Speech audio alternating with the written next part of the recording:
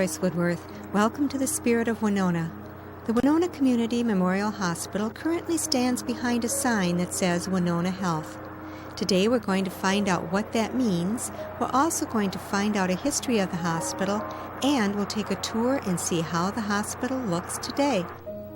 Winona's hospital began in 1894 by a group of Catholic nuns on the corner of 8th and Winona Streets in what was known as the Langley Home. The house was equipped to take care of 18 patients. Several years later, it was apparent that a larger hospital was needed. The nuns left Winona to serve another health facility in Rochester, Minnesota, and 2 local Winona men took over the development of the new hospital. Samuel Prentice and Dr. D.B. Pritchard helped to raise $35,000 to build and equip the new Winona General Hospital on the corner of 7th and Ewing Streets. This 50-bed hospital was completed in 1899 and served our community until 1962. In 1919, a 3-story west wing was added, and in 1926, 3 stories were added on top of that. Volunteers were a very important part of the hospital from the beginning. The Women's Auxiliary was actually established 1 month after the Langley Home became the hospital. They provided daily services and helped to raise money to purchase updated equipment as the years came and went. Each addition and improvement required the financial support of the community.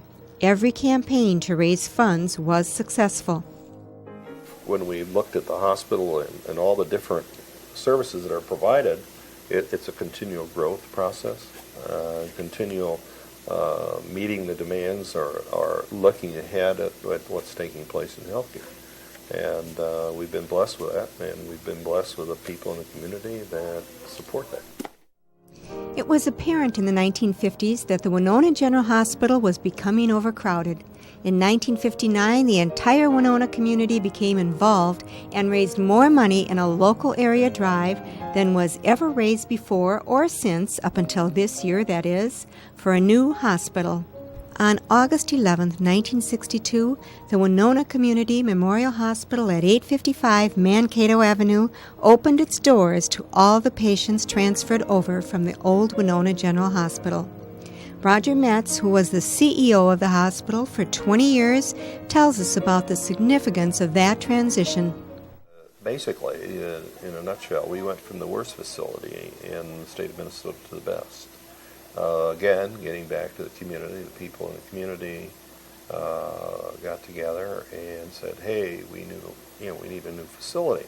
Originally, the property that was owned, it was across from what the old Heisey Clinic used to be.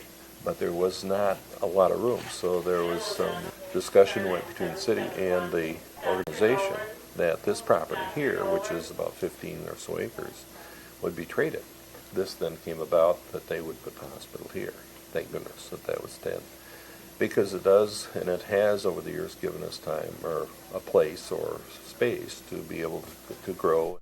How much was actually raised by the community for that? Well, over $2 million. And I don't know exactly. I think it was about $2.3 million. Went well over. And then, of course, Hill-Burton, they came in with about another $1.5 million. And so the original building, when you look at costs, basically it was right around $3.5 million to build all this. I'm currently sitting with Pat Booth, who is the current CEO of the hospital. Hi, Pat. Welcome to the Spirit of Winona. Hi, Joyce. Thanks for being here. And Pat, tell me, what does the CEO do for the hospital? We translate the mission of the board and the priorities we set each year into action. So we set goals and objectives for each of our various programs and departments. Make sure that we're staffed adequately, that we're well equipped, that we're successful financially, and generally my job is to make sure that the wheels are placed in motion to bring about positive changes here at Winona Health. When did Winona Community Hospital become a part of Winona Health? It was just 3 years ago that we decided to name our parent company Winona Health, so there's really been no change in operation or focus, but that did allow us to complete the merger with the Watkins Nursing Home 2 years ago, and it was sort of a precursor to many of the changes that people have seen the last couple of years. So Winona Health is really a system of companies, including the hospital, the nursing home, home health, the Rushford Clinic, Parkview Pharmacy. But the hospital's the very same proud organization it's always been. Okay, now I understand that you came up with, you and board members, maybe you can tell me who all came up with this idea, a comprehensive 5-year plan. Sure. Tell me about that. You're right. It was about 1998 that we took a good hard look at ourselves. Consumer surveys were done, patient satisfaction surveys. We interviewed physicians and staff members. And we decided we were pretty well positioned for the future. We're an independent health system and would like to remain so, although we have affiliations with Mayo and Gunderson. And we do a number of things very well. But one area we were concerned about is that our facilities had fallen behind the times.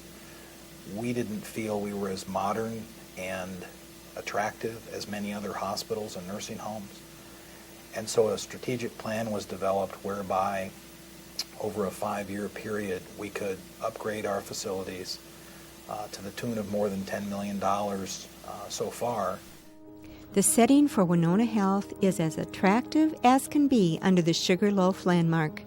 Recent renovations included the emergency room, which was upgraded just before the 5-year plan was put into place. A new entrance was incorporated next to the main entrance. Inside, individual rooms wrap around a central medical staff area. The biggest changes with the 5-year plan, which began 3 years ago, are the addition of Winona Manor, the opening of the Watkins Assisted Living Manor, a refurbishment of the medical surgical area and the birthing center, and a new kidney dialysis center. The entrance to this center is at the south side of the building facing Sugarloaf. It houses a new waiting room on the right and a large dialysis area that contains 8 renal dialysis machines. I'm presently standing with Mary Reek, who is the Vice President of Patient Care Services. That's and right. You've been with the hospital a long time, I know, Mary, correct? Yes, I have 31 years. Now, this dialysis room is really a fabulous facility. Tell me about it and compare it to the way it was before. Well, we're very excited about our new space here. We were located up on the second floor. It was a space that wasn't very convenient for patients, and our first floor location now is very convenient. The patient is able to come in right from the parking lot and into the unit where the nurses begin taking care of the patient here. Each of the patients have a little locker where they can keep their belongings. We have a nice amount of space in between each station, which has been a big plus. It's particularly exciting for me because when I started in the dialysis program 28 years ago, we were downstairs in a very, very small room with 1 machine and 2 patients, and now we have a nice large space and we have 8 stations and close to 40 patients. Tell me what goes on here in the dialysis room. Basically, all of our patients have been in some kind of kidney failure and their kidneys aren't functioning properly, and we need to be the substitutes for them to clean their blood. They're on the machine from 3 to 4 hours, whatever is prescribed for their need. Almost all of our patients need to be dialyzed 3 times a week. Some of these people have a choice that they can quit dialysis, and their alternative would be to have a very poor quality of life and die. Mm-hmm. Other folks have chose this as their lifestyle, and they'll continue until dialysis doesn't work or some other organs fail. Several of our patients are here as a go-between between the time their kidneys fail and they receive a transplant. 2 to 4 Winona patients per year go on to receive a kidney transplant. Those that make continuous dialysis their lifestyle find a comfortable alternative in Winona's new dialysis center. Hi, Hugo. Hi. Now, how long have you been having dialysis, Hugo? 6 years. Really? So have you been here at the hospital 6 years? Oh, 6 years, yeah. Okay. How's the new facility? Well, it's very nice. Mm-hmm. The old facility was started out 1 room, And then they took the wall out and made another room and another wall, you know. Yeah, but this is more handy because, well, we can park right out back here and just walk in, and the lounge is just across the hall from here. And we can sit down and wait till one of the nurses calls us. What's it like to be a dialysis patient? Well, it isn't all that bad. Really? I don't think so. We do, you do get tired, but if it's over, you like to call it a day for a while anyway. But it works fine, and that's a relief to the patient. Sure. You know, when you walk in, you're going to get it over with and come home. Dr. Dennis Nolan, the kidney dialysis physician, tells us how the dialysis machine replaces a person's kidney function. The dialysis itself is a simple process. It's our blood goes through across a membrane, and on the other side of that membrane is a solution that is sterile water that has a certain concentration of electrolytes, and the blood is going one way, whereas the fluid is going another way across the membrane, so that it allows water and waste products to go across that membrane and go out in the drain, just like the urine that we produce, that our kidneys produces. So it's producing an artificial urine in this process. One is we have to produce a water and fluid solution, and then this machine will add electrolytes in concentrations that are similar to our body solutions. You have to take your blood and run it through this artificial kidney in speed sufficient so that you can do it within 2 or 3 hours or 2 to 4 hours rather than what our kidneys do in 24 hours. It's not a complete replacement, but it's been perfected, so it's a very satisfactory replacement therapy. On the second floor of the hospital, beyond the intensive care department, lies another department that was extensively renovated. I'd like to introduce Becky Neller, who is the Director of Nursing here for the Medical Surgical Care. Is that correct? That's correct. Medical, Surgical, and Pediatrics Unit. Okay. Tell me what's all involved right here. This is now on the second floor where OB used to be. Is that correct? That's correct. We're standing in front of our new medical surgical team unit. I like to call it. It's no longer a nursing station because we're team involved with physicians and other multidisciplines such as food and nutrition services and physical therapy and so forth. It required a lot more space than we had before, so you can see it's very enlarged. Each unit, a cubicle, is private and confidential, so conversations and charts can be reviewed confidentially. Can you actually see more patients now with this new area? Actually, you can see there's patient rooms behind here. They're located closer to the nurses' station so that we're able to visualize, and it saves a lot of steps for the nurses. We do a lot of point of care because of the Wallaroo systems that you'll see perhaps on our wall here, that we have the medications close to the patient's bedside. Also in the station, you'll notice a translogic tube system, which is a new pneumatic tube system that we use for communication. Becky, show us how the pneumatic tube system works. Sure.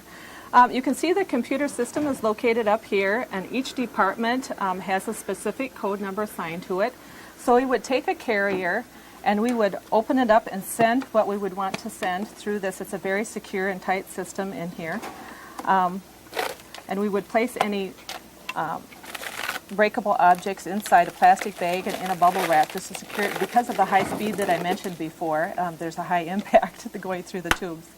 And we just lock it in place and simply place it in the carrier, select where we would like it to go. We use pharmacy, so we have it fast controlled here, all set up to go, and then we just push send. So we're going to enter in our destination, which says pharmacy, and we send the button, and it's on its way.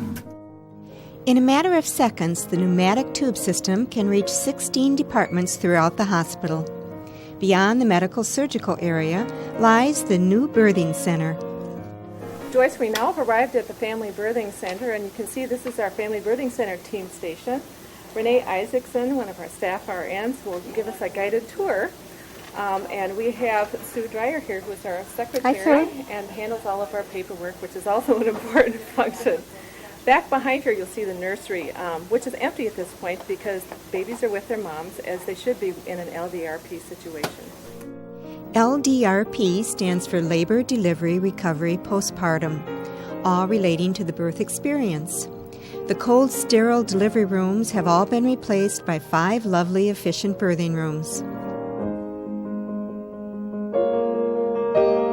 The hall leading to the rooms is warm and inviting and includes an elevator that goes directly to surgery if a need for a C-section arises. Renee Isaacson describes what happens in the birthing room. This is one of our 5 LDRP rooms. When laboring women come into the hospital, they come into a room very similar to this. We hook them up to the monitor that we have here, and depending where they are in their stages of labor, they can walk around. We do have a spa that they can use. We do have life-saving equipment right up here for moms, oxygen and suction if we need that at time of delivery. And this is also duplicated for the babies. Once in a while we do need to use oxygen. That's pretty common for babies, but suction we usually don't need to use, but we do have it all here. Okay. Which makes our job a lot easier. Mm-hmm. This is a pretty comfortable looking bed. Now, is this actually the bed the baby would be born in? Yes, this is, and it has special features that the feet can be taken off so that mom can have stirrups if she would like that, or if that's what the doctor is recommending. Okay. We have a chair for the dad. It pulls out into bed so he can stay overnight and be with the mom and baby at all times. We have a rocking chair for mom so she can rock baby in here. All moms have their own TV and VCR, which is very nice. They also have their own refrigerator so they can bring their own juices or snacks, whatever they would like to bring. Renee, how many babies are born in the hospital here in Winona? We usually have about 350 a year. So the average, it's usually about 1 a day. The third area and largest change for the hospital is the new addition for senior citizens, the Winona Manor. This manor is a new 60-bed facility that was added onto the west side of the hospital. It also connects to what used to be the CNR, or Convalescence and Rehabilitation section.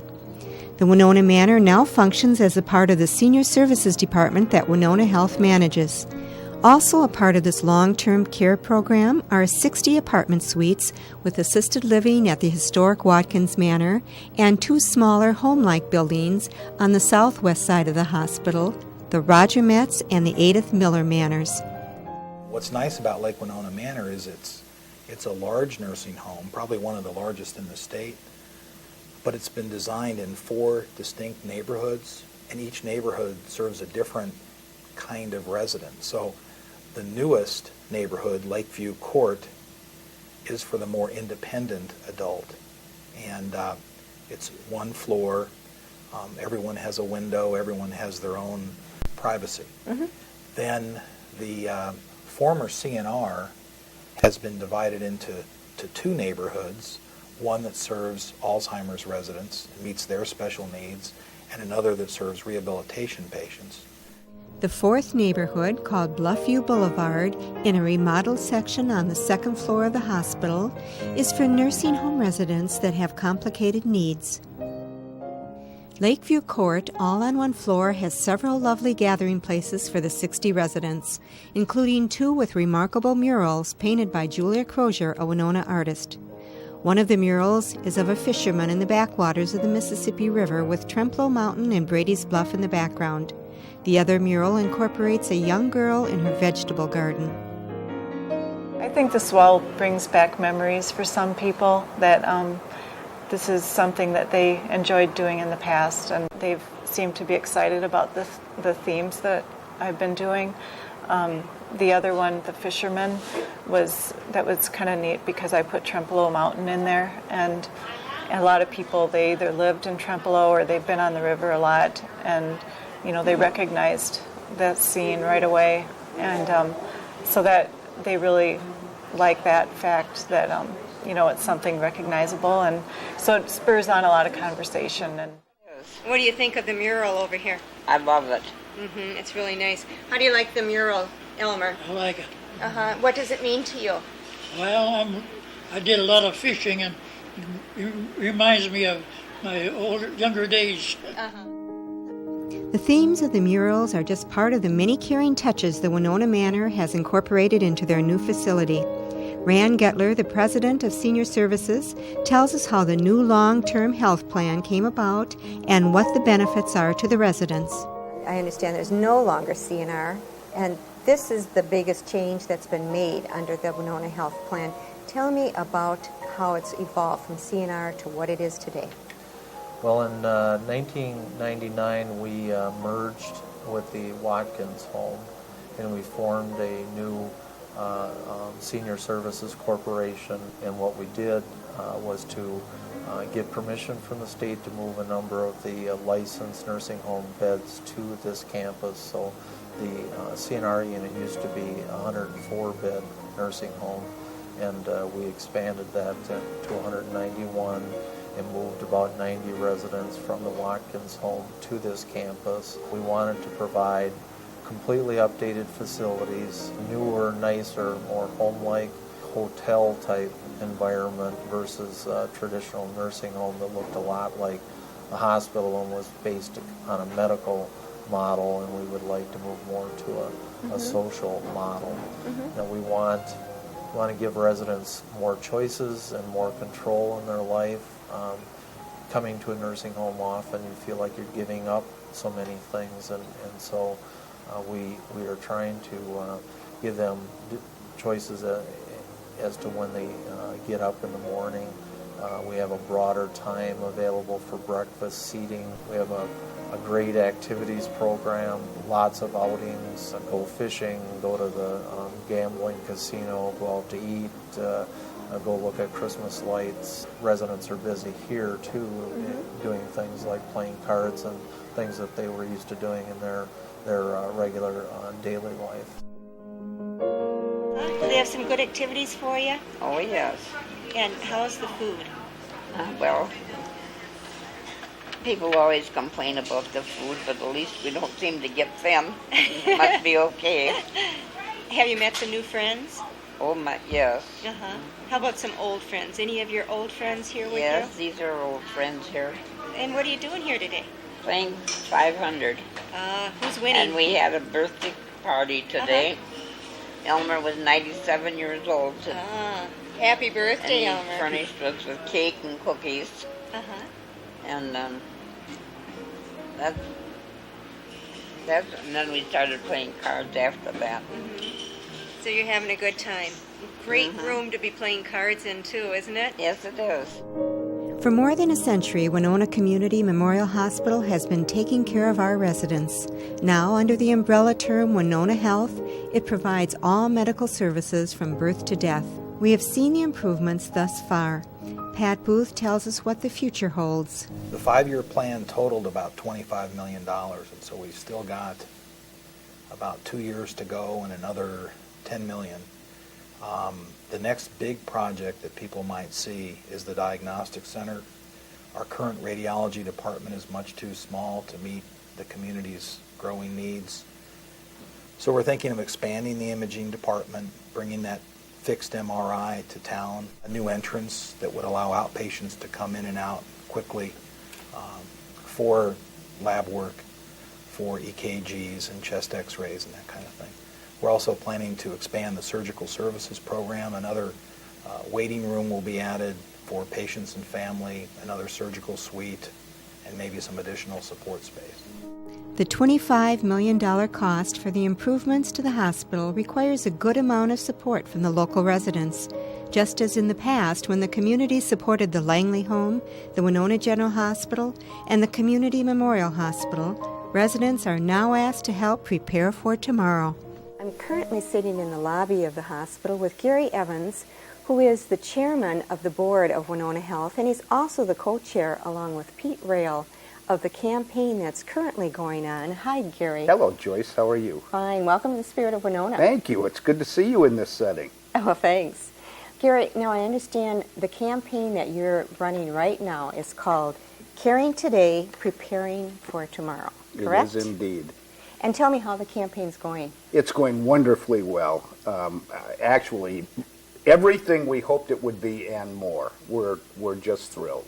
It's been a wonderful effort. How much have you raised so far? We're almost at $3.5 million, and we're pretty certain we're going to meet our goals. We've got some work yet to do, but just as a matter of fact, visited this morning about winding things down and getting ready to party. So that'll be the next step. How much are you planning to raise? Well, we're hoping to get very close to $5 million, and we think that's going to happen. So we're delighted. Okay, now this money is just coming from the community. It is indeed. And tell me why they would want to give to this campaign. The issue for me is Winona's a wonderful place. I think we agree on that. We've talked about it enough. And if you love a place as much as we do, giving back to it is just something that you have to do. Make the place a little bit better than you found it, so the people who come later will have an even more spectacular place in which to live and work. Well, tell me about some of the gifts specifically. I'd be happy to. Obviously, we're excited about the Thurn family's challenge gift. That's a $50,000 gift available to us if we raise $200,000 as a match to that. And we're pretty confident that's going to happen, but that was a wonderful gift. All of the financial institutions in the area have contributed handsomely. That's been wonderful. But you know, this isn't all about big gifts either. It's about the emotional kind of giving. Our staff at the hospital, as an example, has had a lot of fun with basket auctions and car washes and things like that. I'm actually involved in this, I think, because of my father-in-law. When I was courting Ellen, Reuben used to sit down and talk to me about the absolute importance of working hard to make your community better. And he had a special love for this place, had traveled his township in rural Wisconsin soliciting people when the hospital was built, and was very proud to tell me that everyone in the town of Buffalo had contributed. And I know that wherever I know where he is today. He's looking down on us because he died about 13 years ago. But he's very happy at what's happening, and I think he'd be delighted to know that this place is better and will be better for those who follow. And actually, another of my mentors, Ben Miller, has sounded that same message over and over, suggesting that community vitality is really based on education and health care. And I think this community is indeed blessed in both areas. So it's for those people and those reasons that I'm involved with this. Well, Gary, tell me, can people still contribute to the campaign? Absolutely. All As a right. matter of fact, we'd love to have them do that. Gifts can be sent to the Community Relations Department at Winona Health. Pledges can be phoned in. I'd be happy to talk to anybody who wants to contribute, so they can also feel free to call me. All right. Is there anything else that you'd like to say? Just want to say thanks so much to you and all of the folks in Winona who have worked so hard. This is the largest campaign in Winona history now, and that has been because of the efforts of hundreds of people. And I'm just so thankful for all of the support we've gotten for this effort. My impression as I leave the hospital today is that we in Winona are very fortunate to have such a caring medical staff take care of us in a beautiful, well-equipped hospital. This has been Joyce Woodworth. Thank you for joining me today. Please join me again next week. Till then, enjoy the Spirit of Winona.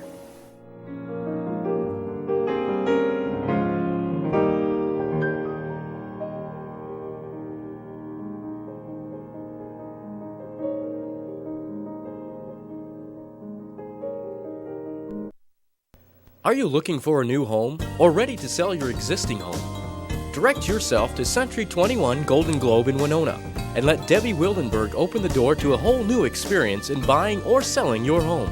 Hello, I'm Debbie Wildenberg with Century 21 Golden Globe here in Winona. I'd like to take this opportunity to thank all of our past clients and customers for all your loyalty. Please remember we are here to serve all your real estate needs, so give us a call at 452-8880.